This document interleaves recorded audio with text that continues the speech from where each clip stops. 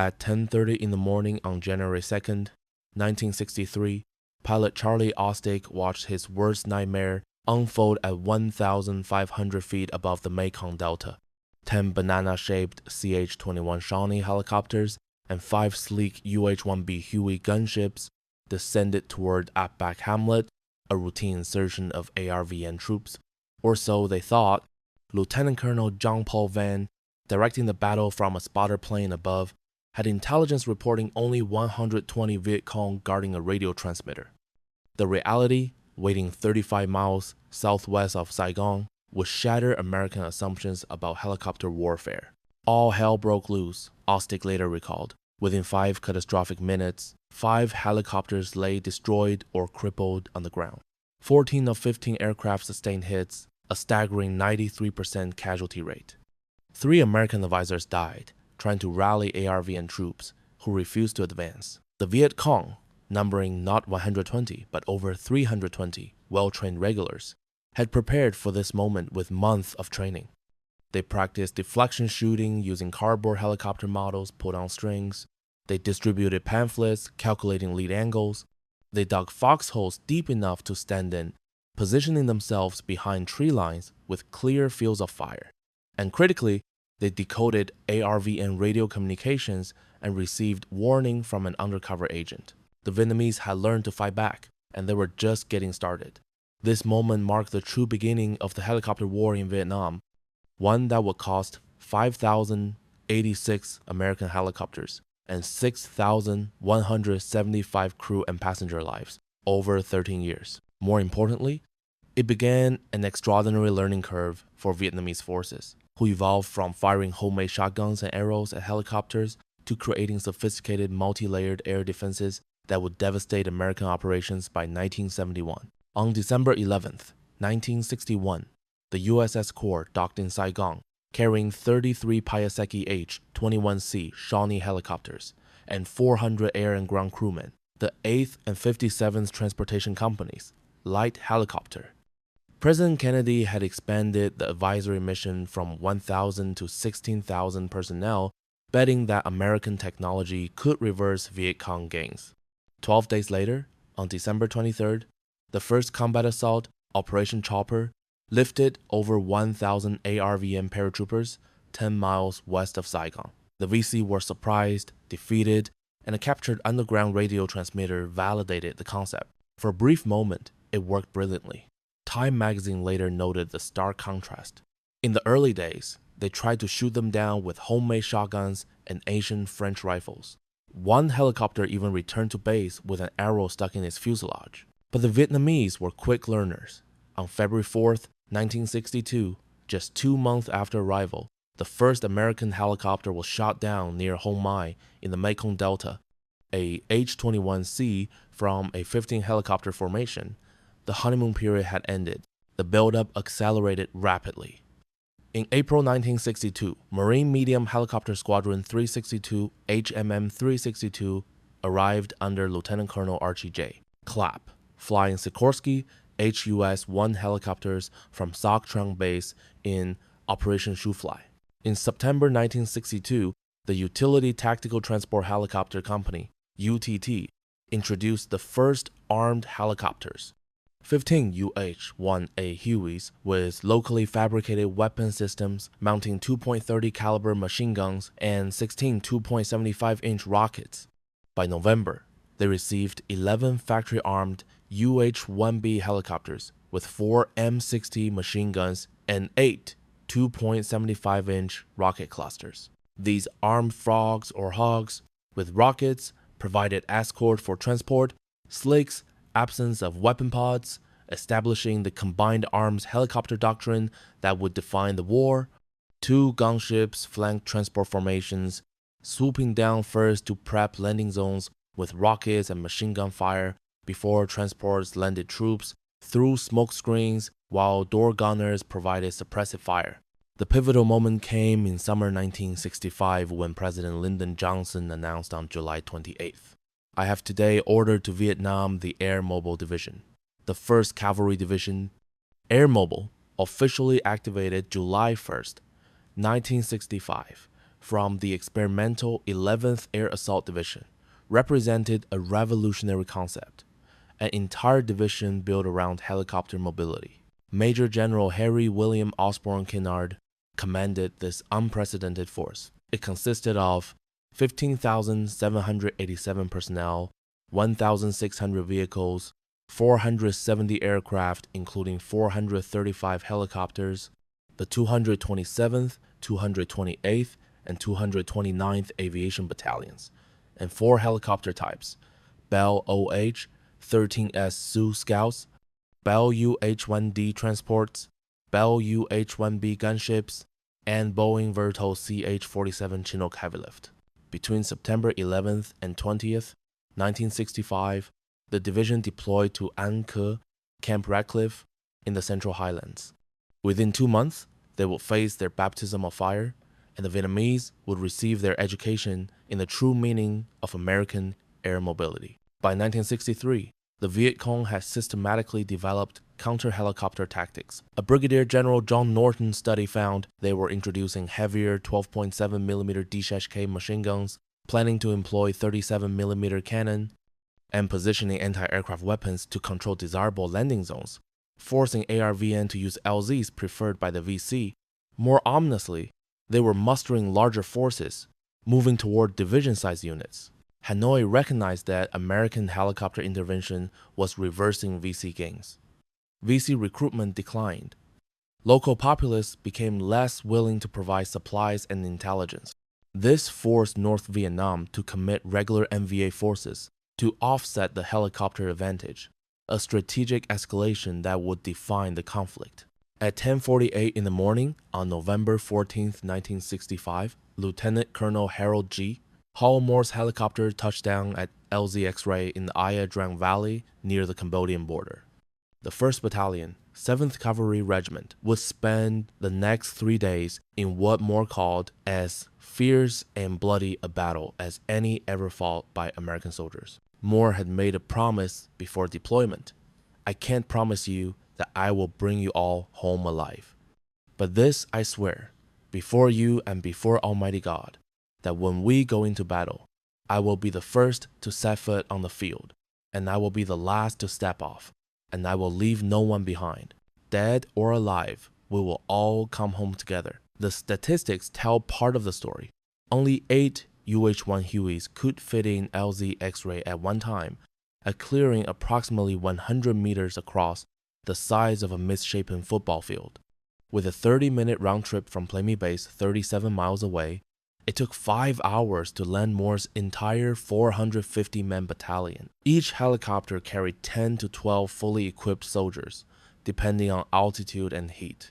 Major Bruce P. Snake, Crandall commanded Company A, 229th Assault Helicopter Battalion, providing the lifeline. Over November 14th, Crandall flew 22 combat missions lasting over 16 hours, from 6 in the morning to 10:30 at night.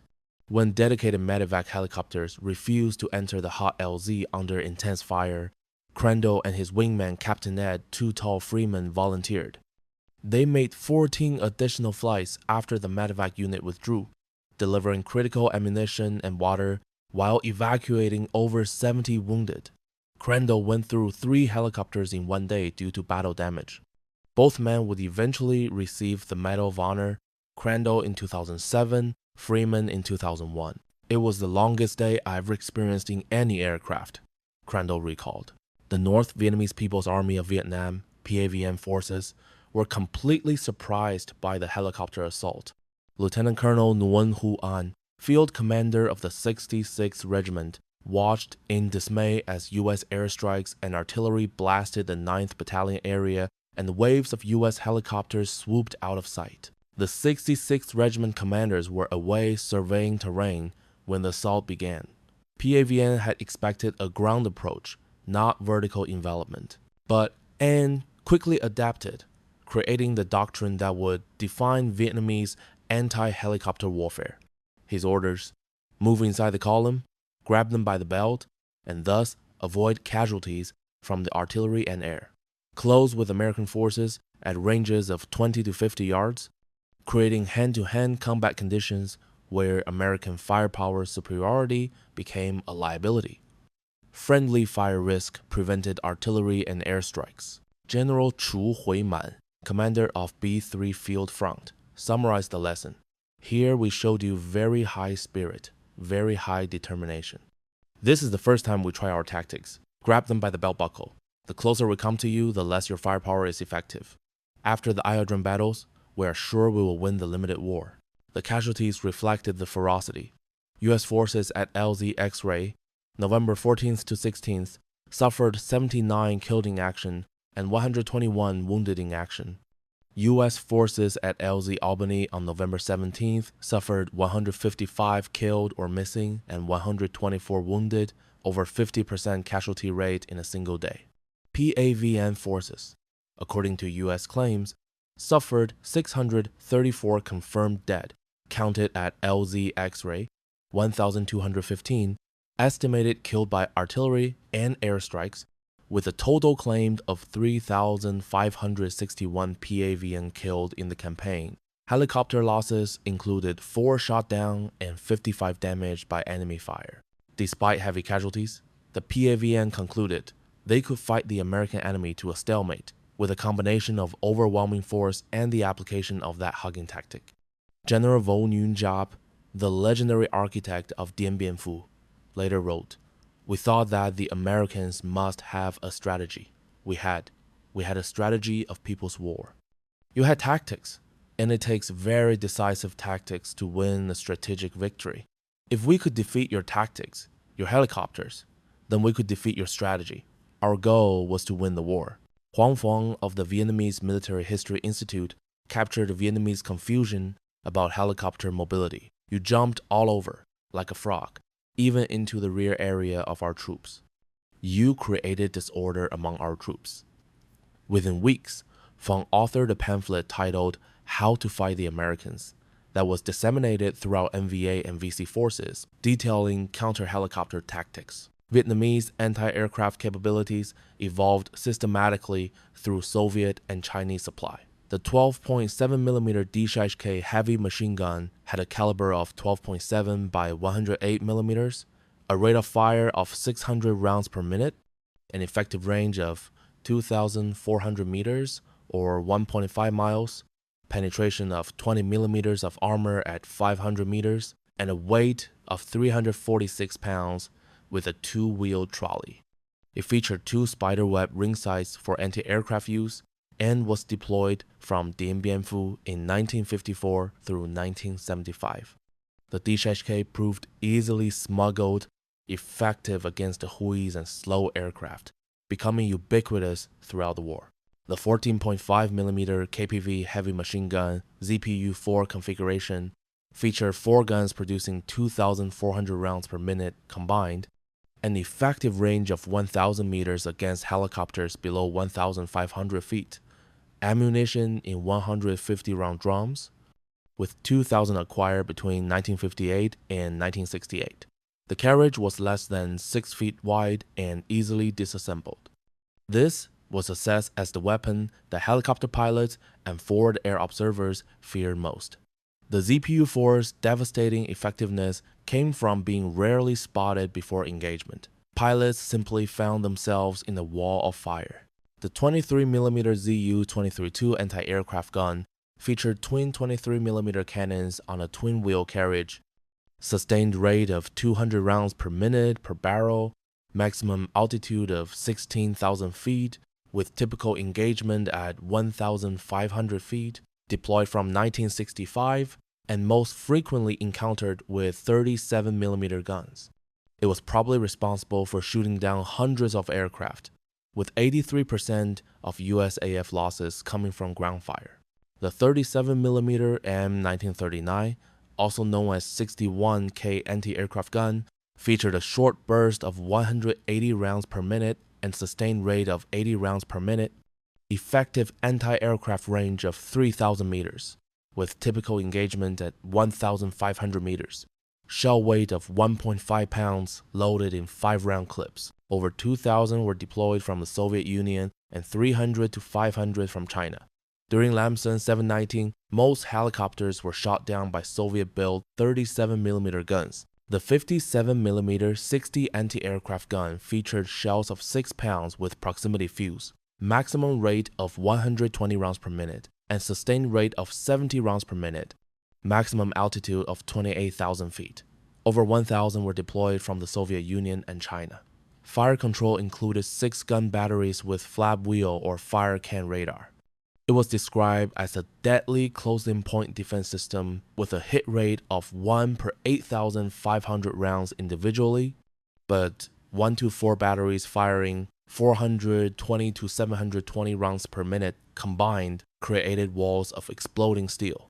The RPG-7, also known as B-41 rocket-propelled grenade, featured a 40mm launcher tube with 85 to 93mm warheads, effective range of 150 plus yards against helicopters. It was introduced by the Soviets in 1962 and came to North Vietnam starting in 1966. By 1967, every PAVN infantry squad had them. 128 American helicopters were shot down with RPG-2 or RPG-7. The tactical advantage was particularly deadly when helicopters hovered, landed, or took off.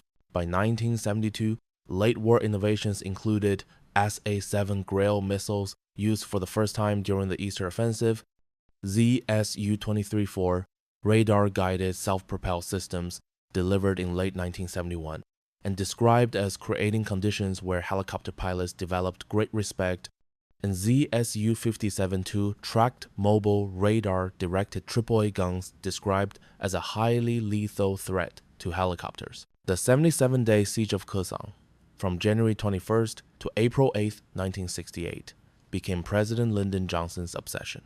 He feared an American Dien Bien Phu and told Marines departing for the base on February 17th. This is a decisive time in Vietnam. The eyes of the nation and the eyes of the entire world, the eyes of all of history itself, are on that little brave band of defenders who hold the pass at Khe Sanh. Major General John J. Towson III, commander of the 1st Cavalry Division, presented the relief plan on March 2, 1968. Operation Pegasus will mark the first time all 3 1st Cavalry Brigades operated together as a unified division entity, the ultimate test of Airmobile doctrine. The scale was unprecedented. As many as 30 Hueys and Chinooks descended onto LZ Stud at any one time. One Marine at Khe Sanh jokingly wondered if each Army private had his own helicopter. Over the 15-day operation, more than 15,000 soldiers deployed in under 1 week via helicopter. The operation involved 1st Cavalry Division units, including 3rd Brigade with 1st, 2nd, and 5th Battalions of the 7th Cavalry, 2nd Brigade with 1st and 2nd Battalions of the 5th Cavalry, and 2nd Battalion of the 12th Cavalry, 1st Brigade with 1st Battalion of the 8th Cavalry, 1st Squadron of the 9th Cavalry for reconnaissance, 229th Aviation Battalion for assault helicopters, and 4 artillery battalions including 2nd Battalion, 20th Artillery, Blue Max for aerial rocket artillery. Marine Corps forces included 1st Marine Regiment, 26th Marine Regiment defending Khe Sanh, and multiple battalions from 2nd, 3rd, 9th, and 12th Marine Regiment. ARVN forces included 3rd ARVN Airborne Task Force with 3 battalions, 3rd, 6th, and 8th, and 37th ARVN Ranger Battalion. Against them stood 4 MVA divisions, the 304th, 320th, 324th, and 325th under Major General Tran Quy Hai, commander of the Route 9 Southern Laos Front. Weather dominated the opening. Ground fog, haze, and low-hanging clouds delayed the April 1st helicopter assaults from the planned 0700 hours to 1300 hours. Despite the delay, the systematic execution demonstrated airmobile mastery. On April 1st, 8 B-52 raids, 66 tactical fighter sorties, and 24 helicopter missions delivered 150 tons of supplies and personnel to multiple landing zones simultaneously. The 3rd Brigade established LZ Mike, LZ Kate, and LZ Thor south and east of Khe Sanh. On April 3rd, The 2nd Brigade air assaulted 1 day ahead of schedule after pre-assault reconnaissance by 1st Squadron. 9th Cavalry eliminated enemy position. They established LZ Wharton 2.5 miles southeast of Khe Sanh and LZ Tom 1 mile southeast. First, Lieutenant Joseph Abodili, 2nd Platoon, D Company, 2nd Battalion, 7th Cavalry, kept a diary. On April 1st at 08:17, he wrote, "We are waiting to be picked up to go to LZ Silu. From there, we go to LZ Thor. The terrain there is thick and mountainous. We air assaulted to the top of this mountain. It is jungle and grassy. I jumped from the chopper and hurt my arm." On April 2nd at 17:20, he wrote, "D Company led the air assault to where we are now. My platoon led a ground movement. We found the site for a .50 caliber anti-aircraft gun. Also, some of my platoon found some ammo and grenades. NVA. Now we're waiting to see where we'll set up. We're hot and tired." LZ Wharton became the operation's bloodiest engagement. Approximately 1,000 U.S. troops faced 1,500 NVA from the 66th Regiment in well-prepared positions. Sergeant Doug McPhee wrote home on April 8th, "You probably know where the 1st Cav is now, the immediate vicinity of Khe Sanh, and it is really bad news. The NVA are as well equipped as we are. Tanks, artillery, mortars, rockets, everything but jets and helicopters. We got here on the 3rd and have been under every type of fire so far with great success for the NVA. So far, our battalion has had over 100 casualties, mostly from artillery. The NVA had positioned forward observers who bracketed the LZ for artillery strikes from Korak Mountain positions in Laos, outside operational limits and thus immune to American counter-battery fire. The ground proved too hard to dig proper foxholes, leaving soldiers exposed. On April 3rd at 22:15, 25 artillery rounds hit the LZ in 15 minutes. On April 4th, 6 were killed and 17 wounded overnight as continuous artillery hammered the position. Low fog and drizzle delayed medevac helicopters, compounding the misery. Abodili's diary captured the desperation. On April 3rd at 18:08, he wrote, "We moved to this hill 2:42. NVA mortared us. We had 10 or 11 wounded in action. NVA have us surrounded now. One platoon from another company tried to bring us food and water, but got pinned down. I hope we make it through the night." On April 4th at 1800 hours, he wrote, "When we got back here, we saw more dead and wounded. The 2nd platoon leader of C Company was killed. One medevac chopper was shot up. The NVA here are dangerous. I don't like this area. I hope we all get out alive." On April 6th, the 1st Battalion, 5th Cavalry, assaulted the old French fort 15 kilometers east of Khe Sanh, defended by approximately 500 well-entrenched NVA. Delta Company took the brunt, over 70 mortar rounds in 50 minutes, resulting in 3 killed and 46 wounded out of approximately 75 troops, a 61% casualty rate in a single engagement. First, Sergeant Robert Fowler radioed, "We need mortar support. The enemy are coming out of this fort like ants." The same day, 2nd Battalion, 7th Cavalry fought the heaviest single engagement of Operation Pegasus along Highway 9, killing 83 NVA and capturing 121 individual weapons and 10 crew-served weapons. The NVA summarily abandoned his position and fled. On April 7th, Abodili's platoon air assaulted to an open mountaintop under light sniper fire. They discovered an abandoned NVA regimental complex. At 10:45 on April 7th, he wrote, "We found the complex, NVA, with rockets, mortars, tube, and ammo, AK-47s, and all sorts of material. I have a sharp AK-47, which I hope to keep. We are to go to Khe Sanh." The area was heavily pockmarked with bomb craters with dead NVA in bunkers, but the enemy had vanished. Abodili's platoon walked the last 2 miles to Khe Sanh unopposed. At 1700 hours, he wrote simply, "We are at Khe Sanh, camped outside the east entrance on Highway 9. Ours was the first platoon to walk into Khe Sanh," Abodili recalled. "And as we did, I blew the cavalry charge on the enemy bugle." UPI reported, "Blowing charge on a captured communist bugle, American ground forces linked up with the long-surrounded Marine fort of Khe Sanh." At Khe Sanh, where round-the-clock communist artillery fire had driven 6,000 Marine defenders underground, the Leathernecks Sunday whooped it up as Army 1st Lieutenant Joe Abdili's unit walked the last 2 miles into the camp. On April 8th at 0800 hours, the relief of Khe Sanh was officially effected when 3rd Brigade's command post was airlifted into the base. Operation Pegasus' final tally for April 1st to 15th, 1968 showed U.S. forces with 92 killed in action, 667 wounded, and 5 missing. ARVN forces had 33 killed in action and 187 wounded.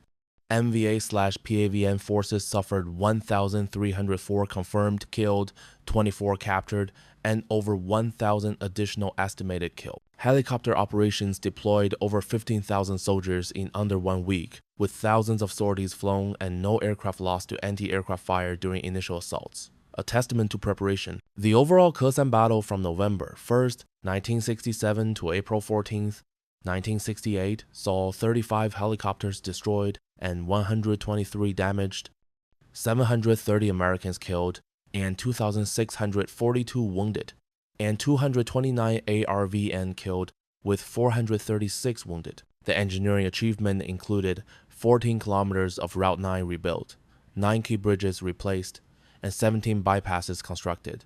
Route 9 was declared open April 11th at 1600 hours. General Westmoreland described the engineering feat as Herculean. Major General Tolson's post-operation assessment captured the Airmobile advantage. It became increasingly evident, through lack of contact and the large amounts of new equipment being found indiscriminately abandoned on the battlefield, that the enemy had fled the area rather than face certain defeat. He was totally confused by the swift, bold, many-pronged attacks. The official assessment emphasized the enemy was either unable to, or did not know how to, react against air-mobile maneuvering of large numbers of combat troops and supporting artillery around and behind enemy positions. Over 100,000 tons of bombs and 150,000 rounds of artillery were expended. Dan Doyle, a Marine survivor from Bravo Company 3rd Recon, which suffered 60% casualties, 19 killed in action, and 49 wounded in action out of 110 men, described the relief. After Operation Pegasus began, we started seeing the skies fill with every conceivable kind of helicopter we could imagine. The first aircraft was flying everything they had into the area surrounding the base. Yet, strategic irony followed tactical success. In June to July 1968, just 2 months after the relief, new MACV Commander General Creighton Abrams ordered Khe Sanh Combat Base abandoned and destroyed. The very air-mobile capabilities that enabled Pegasus made fixed bases like Khe Sanh strategically unnecessary. The 6,000 Marines who endured 77 days of siege resented Army suggestions that air cavalry had saved them. Doyle spoke for many. No, it would be more accurate to say that we were pissed at such a suggestion. The debate continues among veterans today. If Operation Pegasus demonstrated air-mobile dominance, Operation Lamson 719 revealed its limits. This operation, aimed at cutting the Ho Chi Minh Trail in southeastern Laos, became the most significant air-mobile battle of the war, and the most devastating. Context matters. The Cooper Church Amendment prohibited U.S. ground forces from entering Laos, so ARVN forces conducted the ground assault while U.S. provided air support only. This tested Vietnamization policy. Could ARVN operate independently with American helicopter support? The answer was catastrophic. The dates were February 8th to March 25th, 1971, 45 days, though originally planned for 90 to 120. The scale involved 750 U.S. helicopters deployed, conducting 160,000 sorties to support 20,000 plus ARVN troops. The slaughter resulted in 108 S. Helicopters completely destroyed, a 14.4% loss rate, 618 helicopters damaged, an 82.4% hit rate, for a total of 726 of 750 helicopters hit, a 96.8% engagement rate. 20% of damaged helicopters were destroyed beyond repair. The human toll included 72 helicopter crewmen killed, 59 wounded, and 11 missing in just 60 days. To put this in perspective, 10% of all Vietnam War helicopter losses occurred in just 2 months. During Lam Son 719, the PAVN deployed 19 anti-aircraft battalions with sophisticated defenses, including SA-7 Grill shoulder-fired infrared-seeking missiles. In their first major deployment, ZSU-57-2 tracked mobile radar directed AA guns, 37mm, 57mm, and 85mm anti-aircraft guns in layer rings, 670-plus anti-aircraft guns pre-positioned, heavy machine guns of 12.7mm and 14.5mm caliber, pre-planned fires on all likely landing zones, and 24-hour continuous anti-aircraft fire. The terrain funneled helicopters into natural kill zones. The narrow valley approaches forced predictable flight paths. Vietnamese gunners had months to prepare, positioning guns at treetop level with interlocking fields of fire. Every obvious landing zone was pre-registered for artillery strikes. One Army assessment grimly concluded crew survival was little better than 50-50. The ARVN achieved tactical objectives initially but could not sustain operations. The PAVN base area at Chaponi was back in operation within 1 week. President Nixon claimed Vietnamization has succeeded, but the operation exposed grave deficiencies. During the operation, RVNAF flew only 5,500 sorties versus 160,000 by U.S. Army helicopters. The operation would have been impossible without American support, and American support could not sustain such losses. Hanoi viewed Lam Son 719 as complete victory, and it convinced them to plan the 1972 Easter Offensive, demonstrating best units of ARVN could be defeated by NVA. The helicopters that defined this war represented remarkable engineering. The UH-1H Huey Iroquois, the most produced variant, featured a Lycoming T-53L13 engine, producing 1,400 shaft horsepower, rotor diameter of 48 feet, maximum speed of 127 miles per hour with cruise speed of 109 knots, range of 285 to 320 miles, 680 miles with auxiliary tanks, service ceiling of 12,600 to 19,390 feet, crew of 2 to 4 plus 12 to 14 troops or 6 stretchers, plus medical attendant, cargo capacity of 4,000 pounds, internal or external. Production included 5,435 UH-1H units, the most of 10,005 total Hueys. Armament for transport included 2 M60D 7.62mm door guns. Vietnam deployment began in early 1967. Total UH-1 flight hours in Vietnam from October 1966 to 1975 reached 10,693,902 hours. The Huey became the war's icon. Its distinctive wop-wop-wop sound meant salvation for wounded soldiers and terror for the enemy. 7.5 million combat assault sorties transported 4.5 million troops during the war. The AH-1G Cobra Huey Cobra featured a Lycoming T-53L13 engine producing 1,400 shaft horsepower, shared with the UH-1, rotor diameter of 44 feet, maximum speed of 171 miles per hour, range of 315 miles, crew of 2 in tandem with pilot rear and gunner front. Armament included 2 Monet 34 7.62mm miniguns with 8,000 rounds total, or Monet 29 40mm grenade launchers, plus stub wings carrying 2 7-shot or 19-shot 2.75-inch rocket pods. Production reached 1,116 AH-1G units from 1967 to 1973.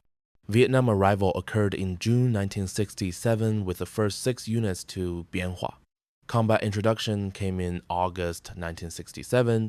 Total deployed reached 824 units with combat losses of 303 destroyed and personnel killed in action numbering 235 pilots plus 12 crewmen. Total flight hours in Vietnam reached 1,166,344 hours. The Cobra's narrower profile of 39 inches wide in front and higher speed made it deadlier and slightly more survivable than UH-1 gunships. Cobras replaced UH-1B and UH-1C gunships from 1967 to late 1968. The CH-47 Chinook featured two Lycoming T55L11 turboshafts producing 3,750 shaft horsepower each. For the CH-47C model, rotor diameter of 60 feet with 3 blade tandem rotors, length of 99 feet overall with rotors, maximum speed of 155 plus miles per hour, maximum gross weight of 46,000 pounds for the CH-47C, payload of 20,000 pounds external on single hook, or 10,000 pounds fore and aft hooks, and troop capacity of 33 to 44 troops. Total in Vietnam reached approximately 750 Chinooks, with peak deployment at 21 Chinook companies and losses of approximately 200 destroyed. Chinooks recovered 11,500 disabled aircraft, worth over $3.6 billion in pipe smoke missions. They revolutionized artillery placement by airlifting 155mm howitzers to mountaintop fire bases, a capability first demonstrated in 1966's Masher White Wing operation. The OH-6A Loach, or Light Observation Helicopter, featured an Allison T-63A 700 turboshaft producing 317 shaft horsepower, a 4-blade rotor of 26.3 feet diameter, maximum speed of 175 miles per hour, empty weight of 1,156 pounds, with maximum takeoff weight of 2,700 pounds, crew of 2, pilot plus observer or gunner, plus 2 to 4 troops or cargo. Production reached 1,422 OH-6A units for U.S. Army, with Vietnam arrival in December 1967. Combat losses totaled 964 destroyed, a 68% loss rate, with personnel killed in action numbering 233 pilots plus 251 crew members. The OH-6 set 23 world records in 1966, including a non-stop distance record of 2,213 miles, still unbroken as of 2018. In Vietnam, OH-6 white teams worked with AH-1 Cobra red teams in deadly pink team hunter-killer formations. Scouts flying low drew fire, then Cobras destroyed revealed positions. The CH-54 Sky Crane Tarhe featured two Pratt & Whitney T-73P 700 engines, producing 4,800 shaft horsepower each. Lift capacity of 12 tons or 24,000 pounds for the CH-54B, maximum speed of 126 miles per hour, and crew of 3 with 2 forward pilots plus 1 rear-facing pilot for load operations.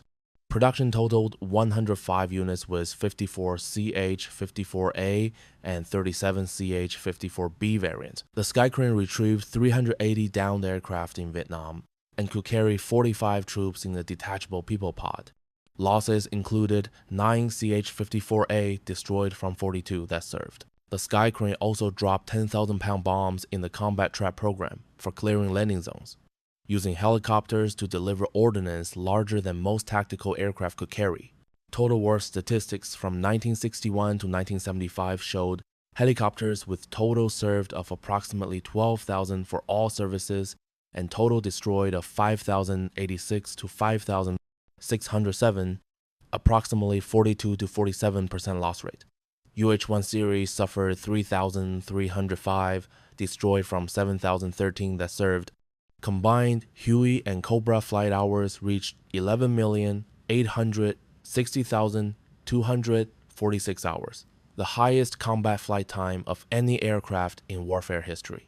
The human toll included 2,202 pilots killed, 2,704 crew members killed, and 1,269 passengers killed, for a total of 6,175 deaths, over 10% of all 58,000 U.S. combat deaths. Approximately 40,000 helicopter pilots served. Causes of losses showed 83% of USAF losses from ground fire, with AAA inflicting 77% of Air Force combat losses and 52% of Navy combat losses. Light AAA and small arms down more than all other NVA weapon systems combined. 128 helicopters were shot down specifically by RPG-2 or RPG-7. The saving grace was medical evacuation. 900,000 patients were airlifted from 1962 to 1973. 378,000 to 390,000 wounded American lives were saved. Nearly 500,000 medevac missions were flown. Average time from wound to hospitalization was less than 1 hour, typically 35 minutes. Survival rate if reached hospital alive was 99% within the first 24 hours. The died of wounds rate was 2.5%, lowest of any war to that point. Vietnam's survival rate reached 75% of critically wounded, compared to previous wars. Korean War averaged several hours wound to hospital, while World War II measured in days. Air ambulance transport death rate was 1% in Vietnam versus 4.5% in World War II. Major Charles Kelly, whose call sign Dust-Off became synonymous with medevac, established the standard before his death in 1964. When told a landing zone was too dangerous, Kelly's radio call became legend. When I have your wounded, I will decide when it's too dangerous. General Van Tien Dong, Commander-in-Chief NVA from 1974 to 1976, and Defense Minister from 1980 to 1986, offered measured praise even in victory. In his memoirs, Dong acknowledged Operation Frequent Wind from April 29th to 30th, 1975, the final helicopter evacuation of Saigon, as the largest evacuation operation by helicopter in U.S. history. Over 18 hours, 60-plus helicopters flew more than 630 sorties, evacuating 7,000-plus people, 1,373 Americans, and 5,595 Vietnamese and third-country nationals. 4 U.S. military personnel died. Corporal Charles McMahon and Private First Class Darwin Judge in a rocket attack, plus Captain William C. Nisdell and First Lieutenant Michael Shea in the CH-46 crash, the last American aviators killed in Vietnam. Dong's 1981 interview revealed strategic thinking. The Vietnamese victory also has certain international importance because it contributes its own experiences to national liberation efforts by peoples who are being enslaved and oppressed elsewhere in the world. This wasn't mere propaganda. Vietnam's experience became a template worldwide for fighting technologically superior opponents. General Vo Nguyen Giap, architect of Dien Bien Phu and defense minister from 1944 to 1980, acknowledged the unprecedented challenge. From his 1975 article, How We Won the War, G-Ape's troops, veterans of Dien Bien Phu, when thrown against Green 1st Cavalry Division soldiers, experienced for the first time the full meaning of American-style conduct of war. The helicopters, the lightweight bullet, sophisticated communications, computerized military planning, an army that moved mostly vertically and hardly ever walked. In Big Victory, Great Task, Giap outlined the strategic response to match the American advantage in mass and movement, or, where not possible, to shunt it aside. His philosophy emphasized spiritual over material factors, acknowledging U.S. technological superiority while insisting Vietnamese determination would prevail. Giap's principles of warfare, refined through fighting helicopters, included initiative, flexibility, rapidity, surprise, suddenness in attack and retreat. Confuse the enemy, keep him in the dark on your intentions. If we can ensure high mobility, even a small force may generate a great strength. Sometimes what seems a victory isn't really a victory, and sometimes a defeat isn't really a defeat. Whether in attacking, counterattacking, or defensive tactics, the idea of attacking should remain central, to always keep the initiative. Most tellingly, your objective in war can either be to wipe out the enemy altogether or to leave their forces partly intact but their will to fight destroyed. Our goal in the 68 offensive was to force them to de-escalate, to break the American will to remain in the war. This strategic insight crystallized Vietnamese learning. Helicopters were tactical targets serving strategic objectives. Breaking American will matter more than destroying every helicopter. Vietnamese Communist Party official assessments attributed victory to leadership of the Workers' Party and a flexible military strategy that suited the unique time and place of the conflict while avoiding reliance on an outdated form of warfare. Post-war doctrine incorporated anti-helicopter warfare into several areas. In 1977, Vietnam separated air defense from Air Force, re-emerged in 1999 as Vietnam Air Defense Air Force. Emphasis maintained included air defense artillery priority over missiles due to cost-effectiveness, mobile defense systems based on success against U.S. Airmobile operations, and People's War evolution adapted for air and sea domains. Contemporary Vietnamese military doctrine post-2000 from Institute for Military Strategy publications shows enduring lessons combating enemy strategic airborne operations, attacking enemy when embarking onto planes, and People's War at Sea for South China Sea scenarios emphasizes submarines and mobile anti-ship missiles as quiet, quick, and small. The same asymmetric principles apply to helicopters. Vietnamese sources claimed for Lam Son 719, 20,000 enemy killed, 1,100 vehicles destroyed, including 528 tanks and APCs, 505 helicopters shot down, and over 1,000 prisoners captured. While inflated, U.S. admits 108 destroyed plus 618 damaged. The psychological impact was undeniable. Vietnamese military histories emphasize that helicopter superiority could not compensate for strategic weaknesses, and highlighted the importance of sanctuary areas in Laos and Cambodia that could be developed in depth into strong bases, beyond American reach. Key lessons incorporated included logistics resilience against air interdiction, fortification techniques to survive massive firepower, timing attacks for latter part of day when darkness aids, withdrawal, Blooming Lotus tactic in 1975, where they bypass perimeter defenses and seize central command nodes first, then strike outward, and leapfrogging where spearhead units engage while follow-on forces bypass to strike deeper. Tactical validation showed helicopters revolutionized battlefield mobility. 15,000 soldiers deployed in under 1 week during Pegasus demonstrated unprecedented capability. Medical evacuation saved tens of thousands of lives, with a 99% survival rate if reaching hospital alive. Combined arms integration of helicopters with artillery, close air support, and ground forces created tactical dominance.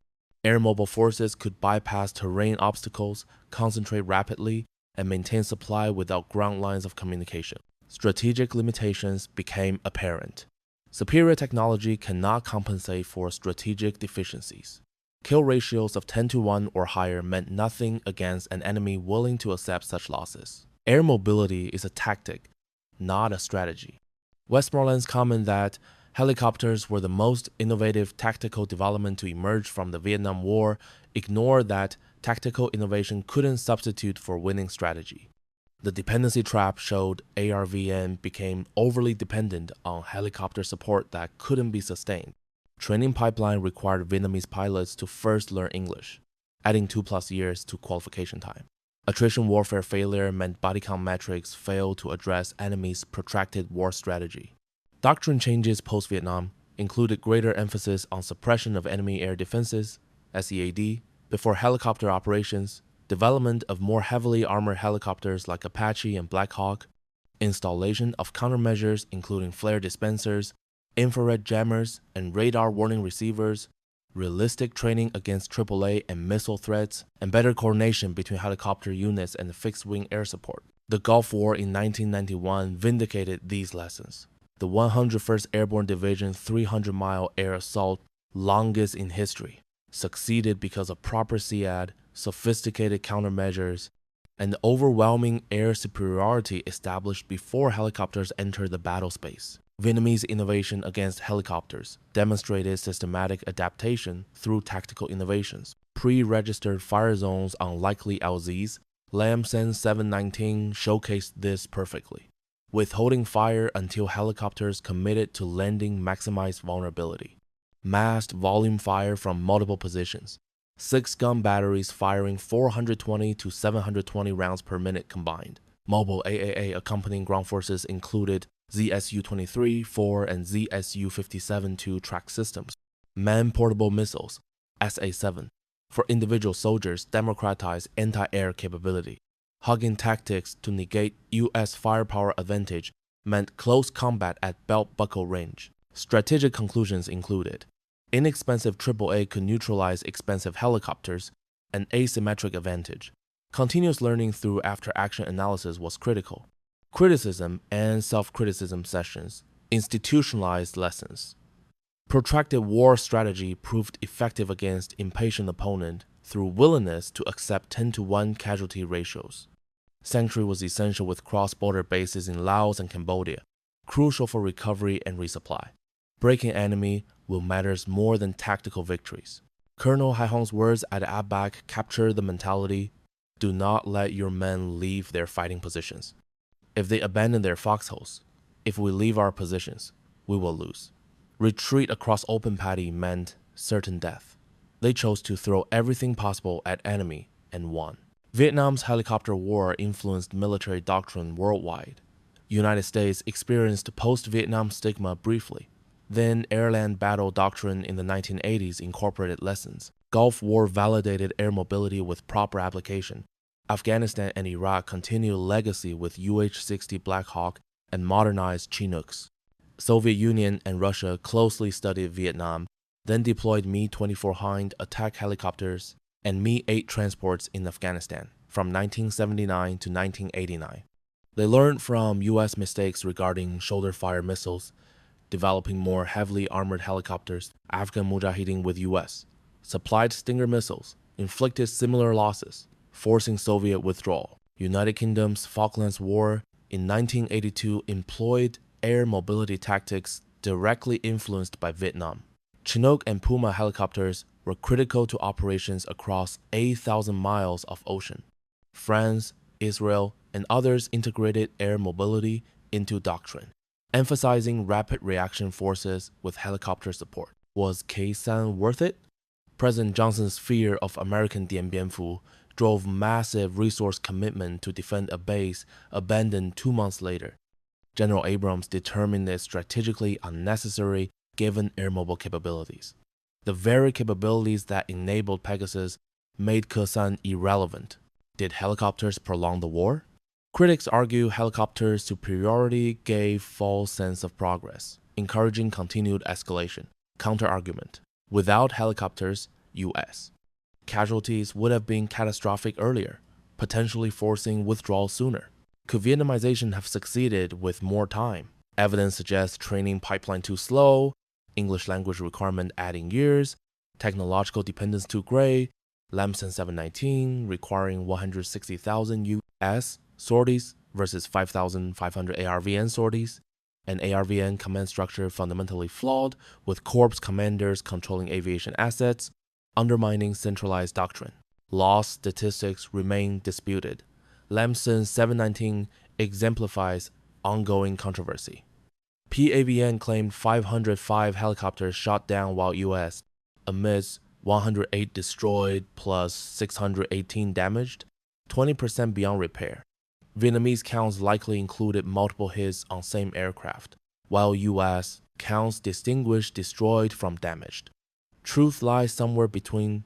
The Vietnamese journey from firing arrows at helicopters in 1961 to achieving a 96.8% engagement rate in Lamson 719 represents one of warfare's most remarkable learning curves. 3 key moments illustrate this arc. January 2, 1963 at Ap Bac. 5 helicopters shot down, 14 of 15 hit. Vietcong trained with cardboard models, distributed pamphlets on deflection shooting, decoded ARVN radios. First proof they could fight back effectively. 83 ARVN dead, 3 US. Advisors killed. All hell broke loose. November 14th to 18th, 1965 at Ia Drang Valley. First major clash between NVA regulars and 1st Air Cavalry Division. Americans claimed 10-to-1 kill ratio, but Lieutenant Colonel Nguyen Hu An created grab them by the belt buckle doctrine that negated firepower advantage. 234 Americans killed and 242 wounded versus 1,800 plus NVA casualties according to Yu. As claims. Both sides claimed victory. Both learned critical lessons. After the Ia Drang battles, we are sure we will win the limited war. February to March 1971 during Lamson 719. Vietnamese mastery complete.